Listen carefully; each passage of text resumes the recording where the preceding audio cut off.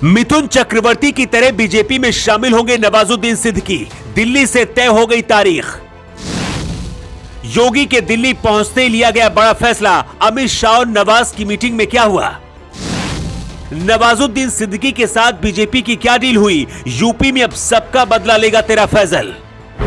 योगी जब अचानक से दिल्ली पहुंचकर पहले अमित शाह और फिर पीएम मोदी से मिले, तभी कहा जा रहा था कि कुछ बड़ा फैसला लिया जा सकता है। योगी ने करीब आधे घंटे अमित शाह के साथ बैठकर मंथन किया। इसके बाद पीएम मोदी से मिलकर भी पूरी कहानी बताई जो यूपी में चल रहा है। यूपी बीजेपी के अंदर अभी भी एक गुट योगी आदित्यनाथ के खिलाफ अंदर ही अंदर काम कर रहा है। इसे ऐसे समझिए कि दिनेश शर्मा जिन्हें पिछली सरकार में उप मुख्यमंत्री बनाया गया था, राहुल गांधी ने उनके पास एक चिट्ठी भेजी है और कहा कि हमारी भारत जोड़ो यात्रा में आपको शामिल होना है। दावा किया जाता है कि दिनेश शर्मा को जब से उप मुख्यमंत्री की कुर्सी से हटाया गया है, बहुत दुखी है और इस इमोशन का फायदा विरोधी पार्टियां लेना चाहती है।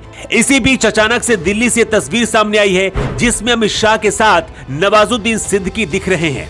नवाजुद्दीन सिद्दीकी इस वक्त एक ऐसे एक्टर है जिन्हें बड़े से लेकर बूढ़े और बच्चे भी पसंद करते हैं। स्टारडम इस वक्त अपने चरम पर है। यूपी के जिस मुजफ्फरनगर के रहने वाले हैं नवाज, वो दिल्ली से सिर्फ 150 किलोमीटर दूर है। मतलब पश्चिमी यूपी का बेल्ट, जहां सबसे ज्यादा सपा, आरएलडी और बसपा का दबदबा रहा है। एक महीने पहले नवाज गोवा में बीजेपी के मुख्यमंत्री प्रमोद सावंत से मिले थे। सूत्र बताते हैं यहीं से बीजेपी के अंदर नवाज के लिए रास्ते खुले और इसके बाद अमित शाह के साथ मीटिंग फिक्स हुई और ये तस्वीर सामने आ गई। इस मुलाकात को औपचारिक बताया जा रहा है, लेकिन इसके पीछे की कहानी समझिए।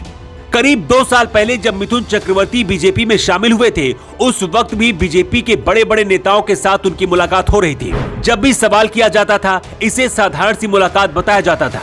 लेकिन जब सब कुछ तय हो गया, मिथुन चक्रवर्ती बीजेपी में शामिल हो गए और ममता बनर्जी के खिलाफ बंगाल में मोर्चा संभाल लिया। नवाजुद्दीन के साथ बीजेपी की क्या डील हुई ये तो पता नहीं चला, लेकिन इससे क्या फायदा होने वाला है इसे समझिए। नवाजुद्दीन सिद्दीकी खुद मुस्लिम है और किसी पहचान के मोहताज नहीं है। किसी भी सीट को जीतने के लिए नवाजुद्दीन सिद्दीकी का नाम ही काफी है। अभी तक बीजेपी से मुस्लिम वोट बैंक दूर भागता रहा है, लेकिन नवाज अगर यूपी में योगी की टीम में शामिल होते हैं तो मुस्लिम वोट बैंक बीजेपी के साथ आएगा और इसका फायदा उठाकर 2024 में बीजेपी 74+ सीट हासिल कर सकती है।